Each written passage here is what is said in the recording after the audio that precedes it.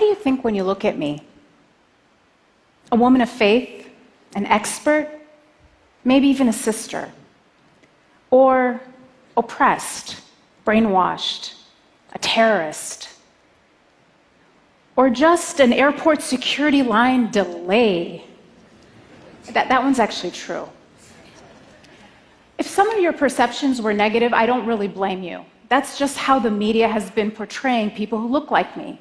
One study found that 80% of news coverage about Islam and Muslims is negative. And studies show that Americans say that most don't know a Muslim. I guess people don't talk to their Uber drivers. Well, for those of you who've never met a Muslim, it's great to meet you. Let me tell you who I am. I'm a mom, a coffee lover, double espresso, cream on the side. I'm an introvert. I'm a wannabe fitness fanatic, and I'm a practicing spiritual Muslim. But not like Lady Gaga says, because baby, I wasn't born this way. It was a choice. When I was 17, I decided to come out. No, not as a gay person like some of my friends, but as a Muslim, and decided to start wearing the hijab, my head covering. My feminist friends were aghast. Why are you oppressing yourself? The funny thing was, it was actually, at that time, a feminist declaration of independence from the pressure I felt as a 17-year-old to conform to a perfect and unattainable standard of beauty. I didn't just passively accept the faith of my parents. I wrestled with the Quran. I read and reflected and questioned and doubted and ultimately believed. My relationship with God, it was not love at first sight. It was a trust and a slow surrender that deepened with every reading of the Quran. Its rhythmic beauty sometimes moves me to tears. I see myself in it. I feel that God knows me. Have you ever felt like someone sees you, completely understands you, and yet loves you anyway? That's how it feels. And so later, I got married, and like all good Egyptians, started my career as an engineer. I later had a child after getting married, and I was living essentially the Egyptian-American dream. And then that terrible morning of September 2001. I think a lot of you probably remember exactly where you were that morning. I was sitting in my kitchen, finishing breakfast, and I look up on the screen and see the words breaking news. There was smoke, airplanes flying into buildings, people jumping out of buildings. What was this? An accident? A malfunction? My shock quickly turned to outrage. Who would do this? And I switched the channel and I hear Muslim terrorist, in the name of Islam, Middle Eastern descent, jihad. We should bomb Mecca. Oh my God. Not only had my country been attacked, but in a flash, somebody else's actions had turned me from a citizen to a suspect. That same day, we had to drive across Middle America to move to a new city to start grad school. And I remember sitting in the passenger seat as we drove in silence, crouched as low as I could go in my seat for the first time in my life, afraid for anyone to know I was a Muslim. We moved into our apartment that night in a new town in what felt like a completely different world. And then I was hearing and seeing and reading warnings from national Muslim organizations saying things like, be alert, be aware, stay in well-lit areas, don't congregate. I stayed inside all week. And then it was Friday, that same week, the day that Muslims congregate for worship. And again, the warnings were, don't go that first Friday. It could be a target. And I was watching the news, wall-to-wall coverage. Emotions were so raw, understandably. And I was also hearing about attacks on Muslims, or people who were perceived to be Muslim being pulled out and beaten in the street. Mosques were actually firebombed.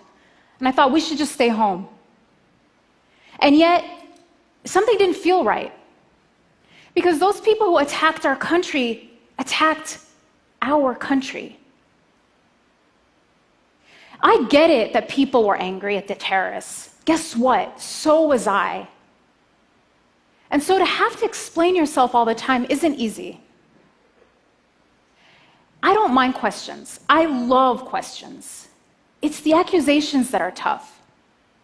Today we hear people actually saying things like, there's a problem in this country and it's called Muslims. When are we going to get rid of them? So some people want to ban Muslims and close down mosques. They talk about my community kind of like we're a tumor in the body of America. And the only question is, are we malignant or benign? You know, a malignant tumor you extract altogether, and a benign tumor you just keep under surveillance. The choices don't make sense because it's the wrong question. Muslims, like all other Americans, aren't a tumor in the body of America. We're a vital organ. Thank you.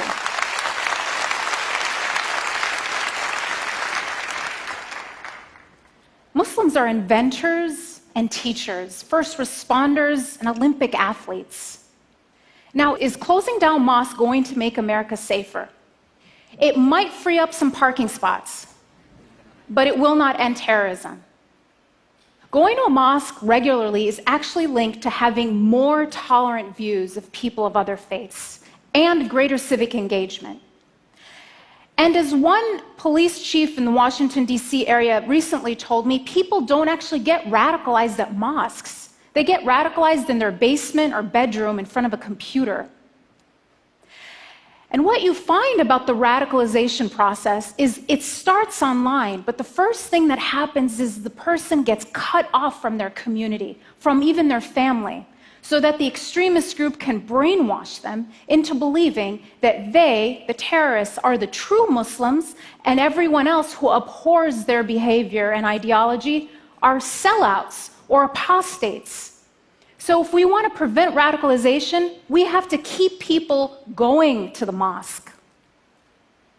Now, some will still argue Islam is a violent religion. After all, a group like ISIS bases its brutality on the Quran. Now, as a Muslim, as a mother, as a human being, I think we need to do everything we can to stop a group like ISIS. But we would be giving into their narrative if we cast them as representatives of a faith of 1.6 billion people. Thank you. ISIS has as much to do with Islam as the Ku Klux Klan has to do with Christianity.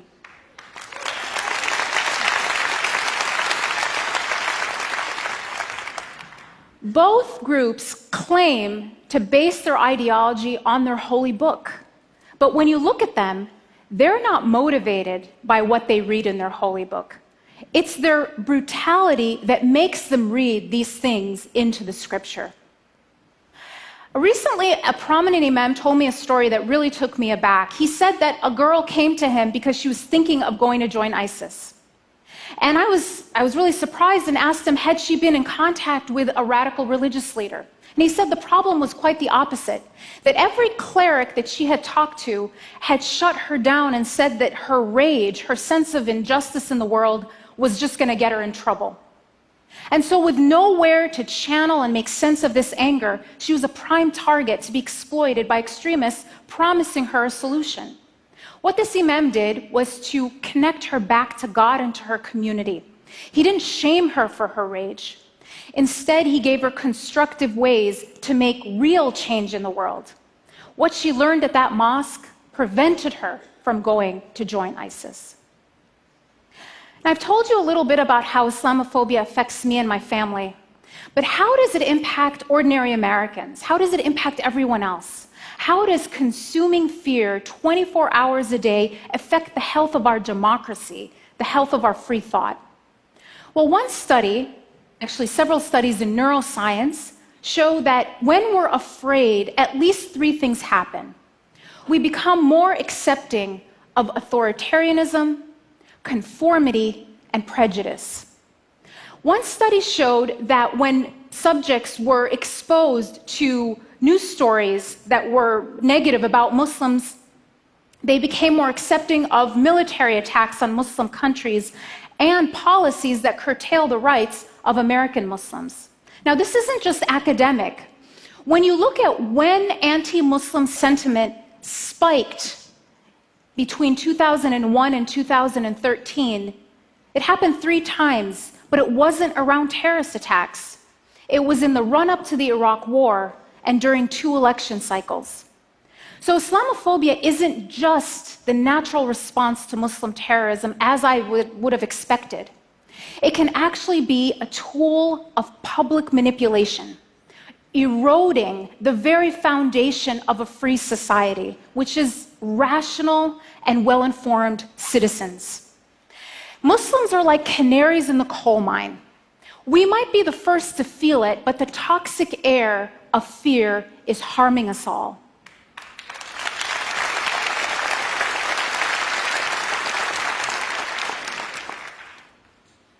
And assigning collective guilt isn't just about having to explain yourself all the time. Dia and his wife, Yusr, were a young married couple living in Chapel Hill, North Carolina, where they both went to school. Dia was an athlete, and he was in dental school, talented, promising. And his sister would tell me that he was the sweetest, most generous human being she knew. She was visiting him there, and he showed her his resume, and she was amazed. She said, "When did my baby brother become such an accomplished young man?"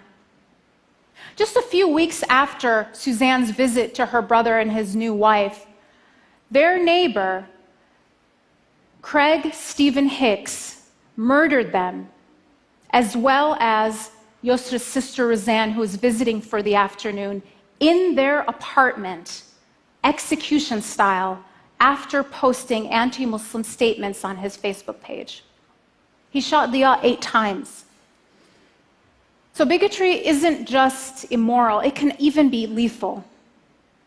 So back to my story. What happened after 9/11? Did we go to the mosque or did we play it safe and stay home?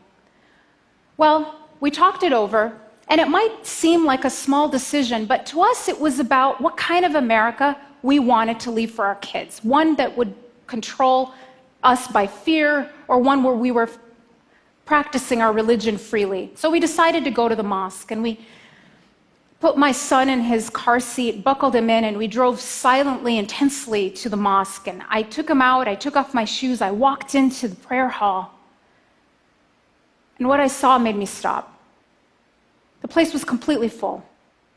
And then the imam made an announcement thanking and welcoming our guests, because half the congregation were Christians, Jews, Buddhists, atheists, people of faith and no faith, who had come not to attack us, but to stand in solidarity with us.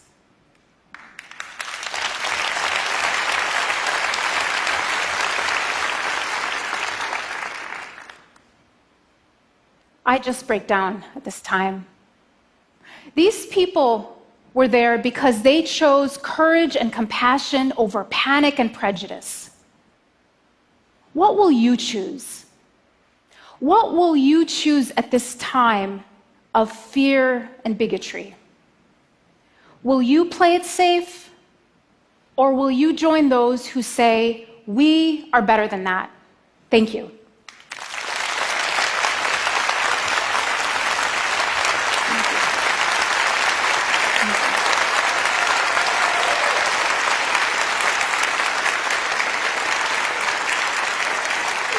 Thank you so much. So, Dahlia, you seem to have struck a chord, but I wonder, what would you say to those who might argue that you're giving a TED talk, you're clearly a deep thinker, you work at a fancy think tank, you're an exception, you're not the rule? What would you say to those people? I would say, don't let this stage distract you. I'm completely ordinary. I'm not an exception. My story is not unusual. I am as ordinary as they come. When you look at Muslims around the world, and I've done this, I've done the largest study ever done on Muslims around the world. People want ordinary things. They want prosperity for their family, they want jobs, and they want to live in peace. So I am not in any way an exception. When you meet people who seem like an exception to the rule, oftentimes it's that the rule is broken, not that they're an exception to it. Thank you so much. Thank you so much. Dahlia Moghahed. Thank you.